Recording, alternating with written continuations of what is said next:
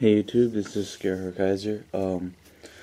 This is going to be a deck profile of a deck I won a tournament with yesterday. I played 2 Vanguard tournaments over the weekend. This will be one of the decks I played with because I played different decks each tournament. But yesterday I won using Grandblue.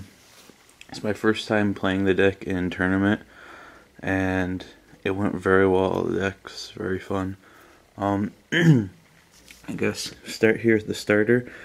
I played the Skeleton Assault Troops Captain, and the reason I play him over Captain Night Kid is because Captain Night Kid is a good card, I believe, but only if you're playing a specific type of build oriented around evolving into him, where you have to play the other dude, and I wasn't running that build. So I feel like if you're not going for that, using this guy to help you dig for a grade 3 when you can't draw one is a little bit better. And my trigger lineup, 4 Banshee, just because she's got a really useful effect. And then I was playing 2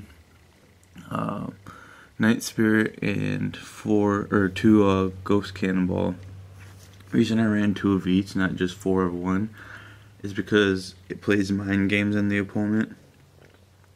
When they start seeing like 3 different critical triggers, they don't know how many I'm running. They could think I'm running 12. They could think I'm running 8. It just messes with people.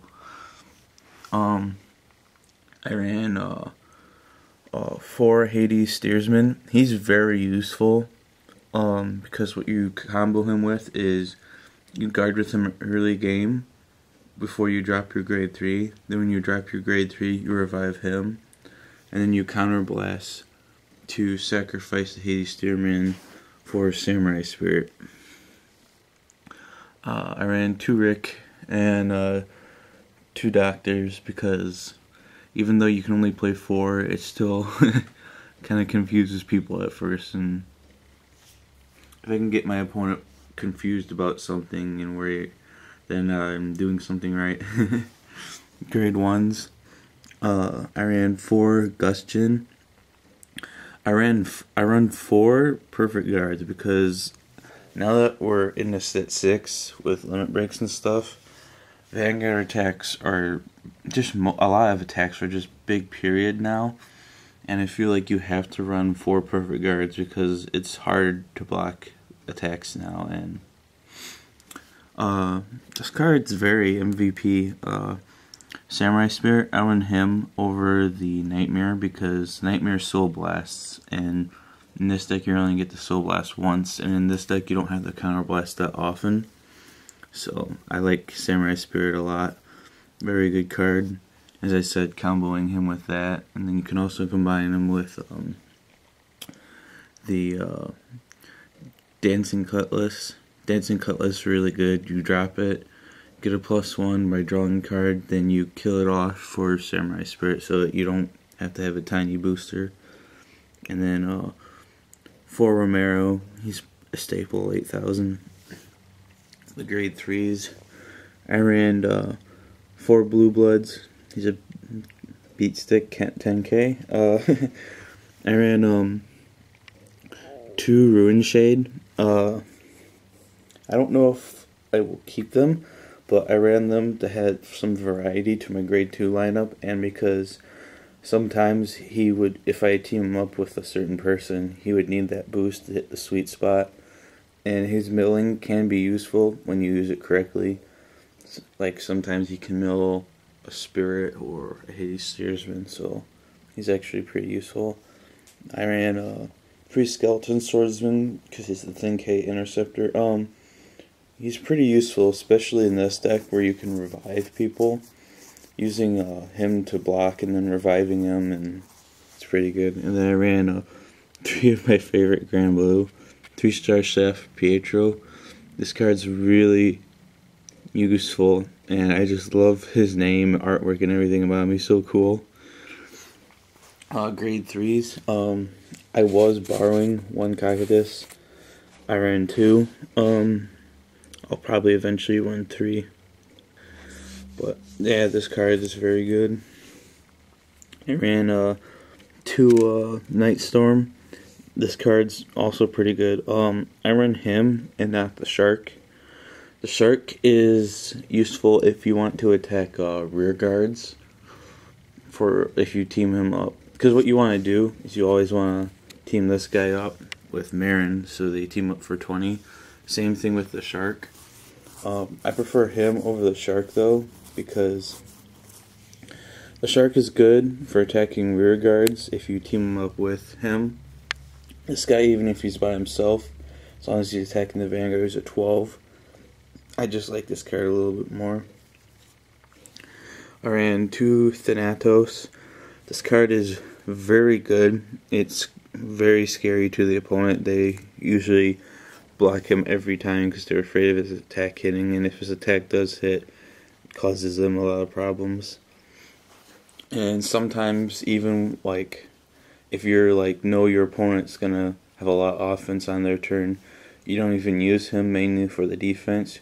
You attack and hit, and you trade him off for a Skeleton Swordsman so that you can survive through your opponent's next turn. And then I ran 1 Witch Doctor. He's pretty decent. I mostly ran him because I couldn't play a third one of him. I'd probably run 3. This card still isn't bad. It's useful as a rear guard. I mean, once you drop him as your Vanguard, you're not going to be using his effect anymore. So being able to drop a rear guard that can also revive people was pretty useful. Let's see. Round 1, I faced Kagero, stomped that. They killed off my guys, and then I revived them. Round 2, I faced Angel Feathers. I went to game 3 against them. Game 2, the only trigger that they could have hit that would have killed me was a stand, and they hit it. And then in game 3, I was kind of unnecessary, but I double critted them for game. So I beat Angel Feathers round 2. Round 3, I played against Narukami.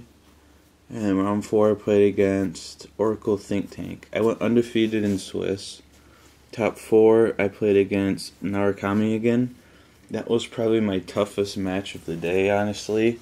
Game 1, I made a mistake of I discarded to guard, not paying attention when I discard, and as soon as I threw it on the table, I realized I guarded for more than I needed to.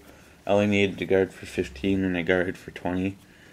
And it's tournament, so once I drop that card, it's out there. So I gotta pay more attention when I block with next time.